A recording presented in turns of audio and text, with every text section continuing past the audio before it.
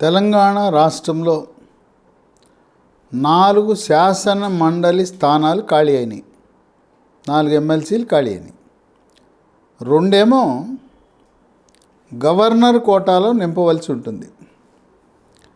మరో 2 ఒకటి స్టేషన్ గన్పూర్ నియోజకవర్గం నుంచి శాసన మండలి సభ్యుడిగా ఉన్న కడియం శ్రీహరి శాసనసభ్యుడిగా ఎన్నికైన తరువాత రాజీనామా వల్ల 1, హుజూరాబాద్ నియోజకవర్గంలో పాడి కౌశిక్ రెడ్డి శాసన మండలి సభ్యత్వానికి శాసనసభ్యుడిగా ఎమ్మెల్యేగా ఎన్నికైన తర్వాత ఆయన రాజీనామా వల్ల మరొకటి. ఈ 2 శాసన మండలి సభ్యత్వ ఎంపిక అనేది ఢిల్లీకి చేరింది. ఢిల్లీలో ఇది దీపాదాస్ మున్షి రాష్ట్ర వ్యవహారాల ఇన్ఛార్జి, జాతీయ సంస్థాగత వ్యవహారాల ప్రధాన కార్యదర్శి కేసీ వేణుగోపాల్, మల్లికార్జున ఖర్గే, సోనియా గాంధీ, రాహుల్ గాంధీ, ప్రియాంక గాంధీ, మల్లికార్జున ఖర్గే అందరూ కలిసి చర్చించి ఎవరూ ఊహించని విధంగా ఒక పేరు ఈ ఎమ్మెల్సీకి ఎంపిక చేయటం అనేది ఒక విశేషం. 2 ఎంపిక చేశారు. అద్దంకి దయాకర్ 2004 నుంచి 2014 వరకు ఉస్మానియా యూనివర్సిటీలో అక్కడ విద్యార్థి జేఏసీ తరపున వీరోచితంగా తెలంగాణ రాష్ట్రం కొరకు పోరాడిన దళిత విద్యార్థి నాయకుడు. ఆయన మాల మహానాడుకి జాతీయ నాయకుడిగా కూడా పనిచేసిన చరిత్ర ఉంది. ఆయన 2014లో 2018లో 2 సార్లు కూడా తుంగతుర్తి నియోజకవర్గం నుంచి కాంగ్రెస్ పార్టీ తరపున పోటీ చేసి ఓటమి చెందాడు. ఆయనకి 2023 ఎన్నికల్లో సీటు ఇవ్వాల. ఈయన మాల సామాజిక వర్గం, అక్కడ తుంగతుర్తిలో మాదిగ సామాజిక వర్గానికి ఇస్తే వాళ్ళు గెలుస్తారని చెప్పి ఏదో సాకు చెప్పి ఆయన పక్కకు నెట్టేశారు. అయినా కూడా ఆయన పార్టీ కొరకు చిత్తశుద్ధితో రేవంత్ రెడ్డి పిసిసి అధ్యక్షుడైనప్పటి నుంచి కూడా అంకిత భావంతో ఎవరెన్ని అవమానాలు చేసినా పట్టించుకోకుండా బహిరంగంగా వేదికపై అవమానం చేశారు ఆయన్ని కాంగ్రెస్ నాయకులు. అయినా కూడా పార్టీ కోసం అన్నీ భరించి ఈరోజు ఆయన శాసన మండలిగా ఆయన పేరు ప్రతిపాదించడం జరిగింది సభ్యుడిగా. శాసన మండలికి ఎంపికైన తర్వాత ఆయన్ని క్యాబినెట్లోకి తీసుకున్నా కూడా ఆశ్చర్యం లేదు. అయితే ఇప్పటికే నల్గొండ జిల్లాలో మంత్రులు ఎక్కువైపోయారు.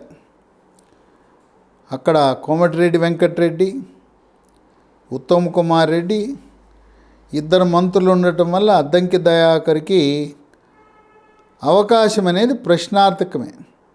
అయినా ఆయన మంత్రి పదవి రేసులో ఆశిస్తున్నాడు. రేవంత్ రెడ్డి యొక్క ముఖ్యమంత్రి యొక్క ఆశీస్సులు మెండుగా ఉన్నాయి. ఇక 2వ అభ్యర్థి ఎవరు ఊహించలేదు. పత్రికలు, సోషల్ మీడియా, పార్టీ వర్గాల్లో కూడా ఈ 2వ అభ్యర్థి గురించి ఎవరు ఊహించలే. 2వ అభ్యర్థి రాష్ట్ర NSUI national students union of India Congress party విద్యార్థి విభాగం అధ్యక్షుడు బల్మూరి వెంకట్. ఈయన MBBS డాక్టర్. ఆయన వృత్తిని సైతం త్యాగం చేసి కాంగ్రెస్ పార్టీ కోసం అంకితమై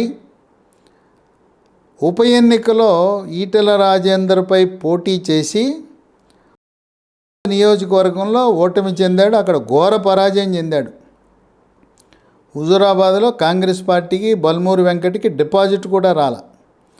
అయినా పట్టు వదలని విక్రమార్కుడు ఎప్పటివే లేని విధంగా పార్టీ కోసం కృషి చేస్తూ 23లో టికెట్ అడిగితే బల్మూరి వెంకట్కి టికెట్ ఇవ్వాల. అటువంటి డాక్టర్ బల్మూరి వెంకట్ విద్యార్థి విభాగము NSUI విభాగం అధ్యక్షుడికి అవకాశం కల్పించటం అంటే విశేషం. ఈ రెండిట్లో ఒకటి తప్పకుండా షబ్బీర్ అలీ ఆయనకు వస్తుంది. షబ్బీర్ అలీకి ఎమ్మెల్సీ ఇవ్వటం ద్వారా ఆయన మంత్రివర్గంలో తీసుకుంటే నిజామాబాద్కి ప్రాతినిధ్యం ఉంటుంది. నిజామాబాద్ ప్రాతినిధ్యమే కాక మైనారిటీలు ఎవరు గెలవల. 3 మైనారిటీలు పోటీ చేశారు, 3 ఓడిపోయారు. అందువల్ల తప్పనిసరిగా మైనారిటీలకు ప్రాధాన్యత ఇవ్వాలి కనుక షబ్బీర్ అలీకి ఎమ్మెల్సీగా అవకాశం కల్పించి ఆయన క్యాబినెట్లో 6 ఖాళీలు ఉన్నాయి, 6 ఖాళీల్లో ఒకటి ఇవ్వాలని ఆలోచించారు. షబ్బీర్ అలీకి ఊహించని షాక్ లాంటిదే. షబ్బీర్ అలీతో పాటు మరికొంతమంది తీవ్రంగా ప్రయత్నం చేసిన వాళ్ళలో మహేష్ కుమార్ గౌడ్, ఆయన ఇప్పుడు కార్యనిర్వాహక వర్కింగ్ ప్రెసిడెంట్గా ఉన్నాడు.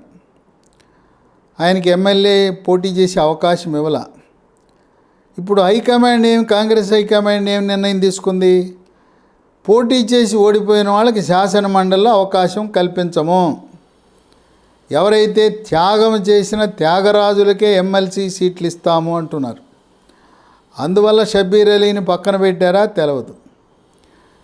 భంగపోయాడు మహేష్ కుమార్ గౌడ్. అయినా భవిష్యత్తులో ఆయనకు మంచి అవకాశం వస్తుంది. అట్లాగే పటేల్ రమేష్ రెడ్డి, ఆయనకి నల్గొండ లోక్సభ సీట్ ఇస్తామని చెప్పారు.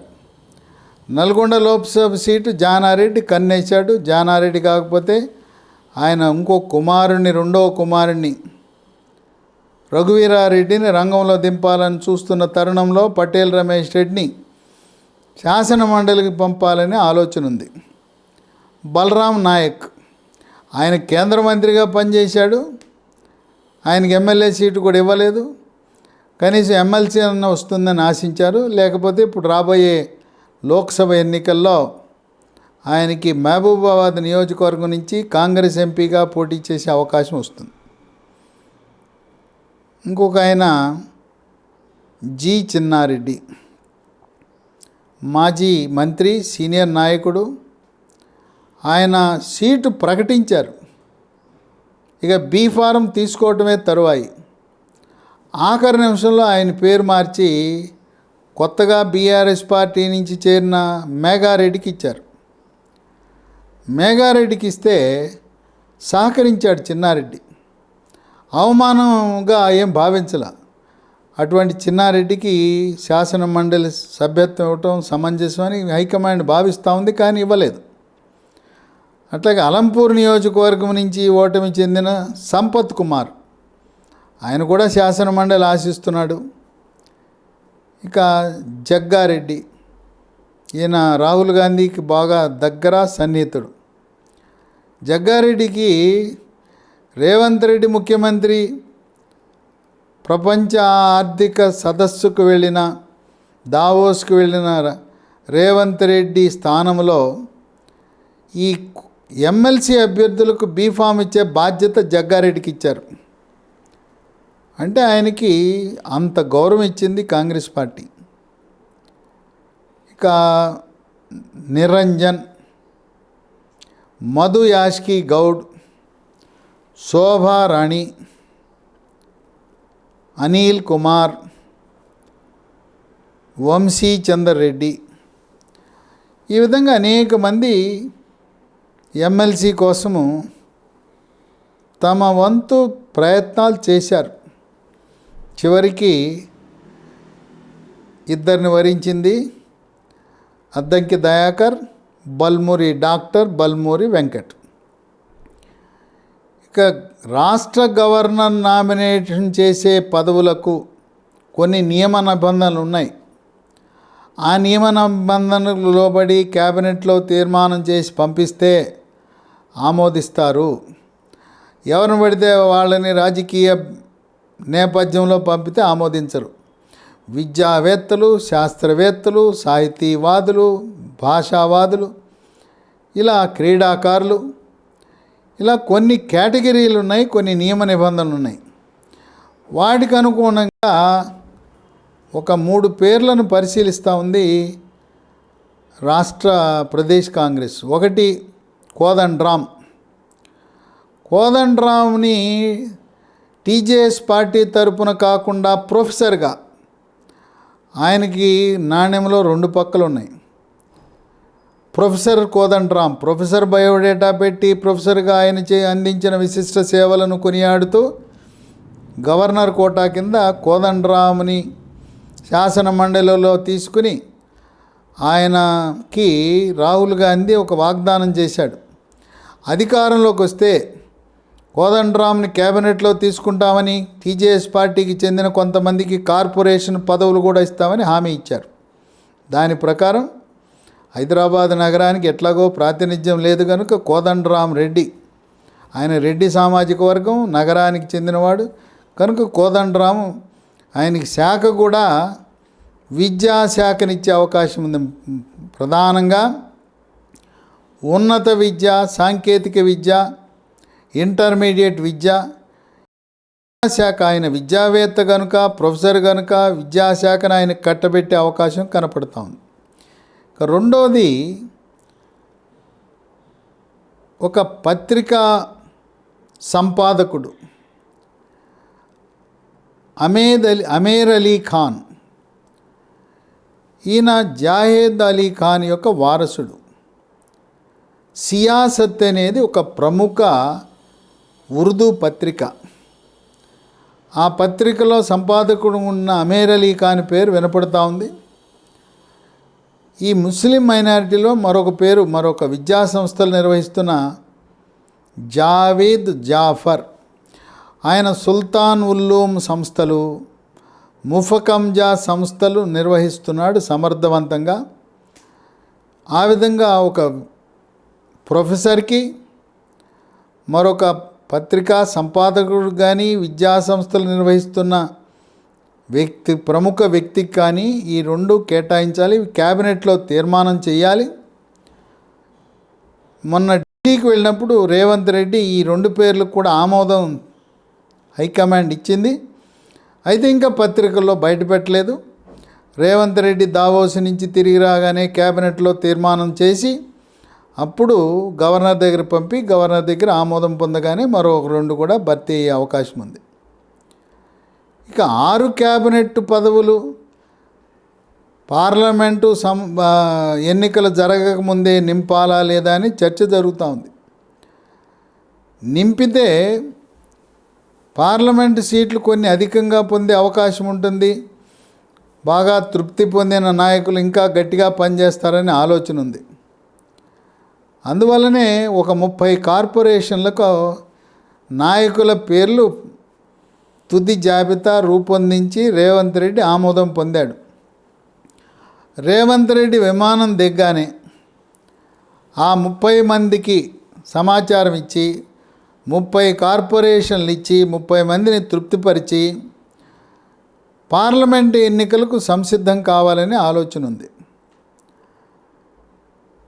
ఇక 6 క్యాబినెట్ పదవులు నింపితే మనకు ఉపయోగపడుతుంది, లోక్సభ సీట్లు ఎక్కువగా గెలుస్తామనే ఆలోచన పార్టీ వర్గాల్లో ఉంది, నాయకుల దగ్గర ఉంది. హైదరాబాద్ నగరం నుంచి మైనంపల్లి హనుమంతరావుని లోక్సభ పోటీ చేయించాలని, మల్కాజిగిరి నియోజకవర్గం నుంచి పోటీ చేయించాలనే ఆలోచన ఉంది. లేదా రేవంత్ రెడ్డి సోదరుడు కొండలరెడ్డి పేరు కూడా వినపడుతూ ఉంది. కనుక హైదరాబాద్ నగరం నుంచి కోదండరామిరెడ్డి ఈ సంకీర్ణ ప్రభుత్వంలో భాగంగా టీజేఎస్ పార్టీ తరపున ఆయనకు ఒకటి వెళ్తే ఇంకా 5 మిగులుతాయి. 5లో రంగారెడ్డి జిల్లాలో పరిగి నియోజకవర్గం నుంచి రెండోసారి శాసనసభ్యుకి ఎన్నికైన టి రామ్మోహన్ రెడ్డి పేరు వినపడుతూ ఉంది. ఆయన్ని మంత్రివర్గంలో తీసుకునే అవకాశం రంగారెడ్డి నుంచి, ఉమ్మడి రంగారెడ్డి నుంచి కనపడుతూ ఉంది. నిజామాబాద్ జిల్లా నుంచి మైనారిటీలు సీనియర్ నాయకుడు షబ్బీర్ అలీకి అవకాశం ఇవ్వటం వల్ల గతంలో మంత్రిగా పనిచేసిన సుదర్శన్ రెడ్డి అవకాశం కోల్పోతున్నాడు. ఇక ఆదిలాబాద్ జిల్లా నుంచి ఎప్పటి నుంచో పార్టీని నమ్ముకుని అందరూ నా వారే, నేను సీనియర్లకు చెందను, జూనియర్లకు చెందను, నేను సీనియర్ల వాడిని, జూనియర్ల వాడిని, నాకు పార్టీ ముఖ్యం, నేను ఏ వర్గంలోనూ ఉండను, సీనియర్లు వచ్చినా జూనియర్లు వచ్చినా, జూనియర్ అయిన రేవంత్ రెడ్డి వచ్చినా, సీనియర్లు అయిన కోమటిరెడ్డి, ఉత్తమ్ కుమార్ రెడ్డి, బట్టి, శ్రీధర్ బాబు వీళ్ళందరూ వచ్చిన అందరితో సహకరిస్తాను, సమదూరంలో ఇద్దరిని ఉంచుతానని చూసిన ప్రేమ్ సాగర్ రావు వెలమ సామాజిక వర్గానికి చెందిన వ్యక్తి. ఆయన పేరు ప్రముఖంగా వినపడుతూ ఉంది. ఇది ఇలా ఉండగా సీతక్క కోయ సామాజిక వర్గానికి చెందిన గిరిజన మహిళ.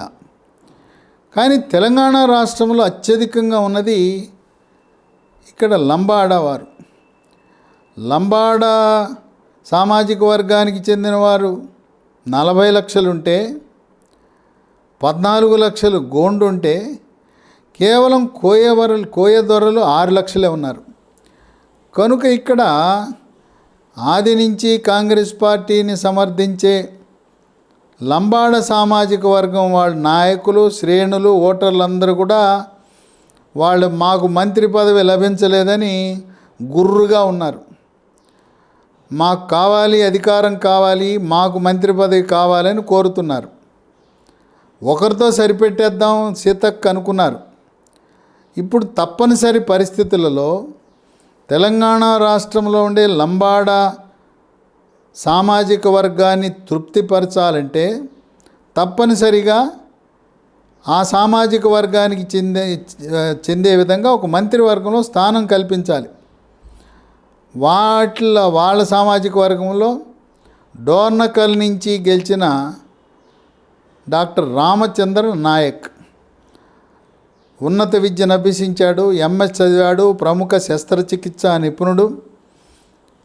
ఉన్న వాళ్ళల్లో లంబాడ సామాజిక వర్గ ఎమ్మెల్యేల్లో విద్యాధికుడు, సద్గుణుడు, మితభాషి, వివాదరహితుడు, అందరివాడు, అందరినీ కలుపుకుపోయే వ్యక్తి రామచంద్ర నాయక్ని ఇప్పుడు విప్పుగా పెట్టారు. ఆ విప్పుగా పెట్టడం వల్ల వాళ్ళేం తృప్తి చెందలేదు. ఇప్పుడు వచ్చిన గొడవ ఏంటంటే ద్రౌపది ముర్ముని భారతీయ జనతా పార్టీ రాష్ట్రపతి చేశామని చెప్పి గిరిజనులందరూ కూడా దేశవ్యాప్తంగా భారతీయ జనతా పార్టీ పట్ల మక్కువ చూపుతున్న తరుణంలో మేము గెలిపిస్తే లంబాడాలు అత్యధికంగా ఉండి మేమున్న అన్ని నియోజకవర్గాలు, లంబాడా ఉన్న నియోజకవర్గాలన్నీ కూడా కాంగ్రెస్ పార్టీ గెలిచింది.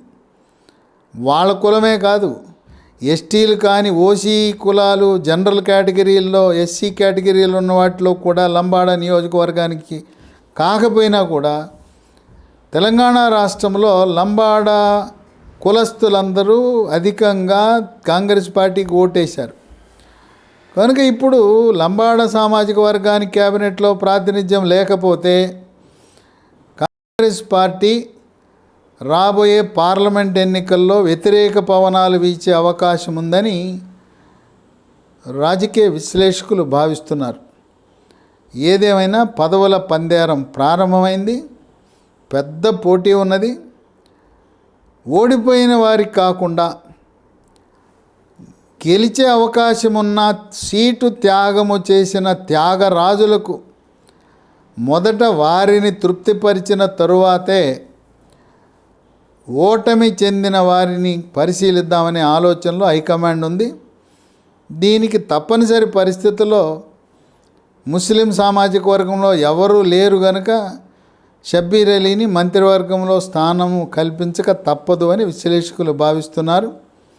రేవంత్ రెడ్డి రాగానే 30 మంది కాంగ్రెస్ నాయకులకు, దాంట్లో కొంతమంది టీజేఎస్ నాయకులకు కూడా రాజయోగం, పదవీ యోగం, కార్పొరేషన్ చైర్మన్ యోగం పట్టబోతున్నది.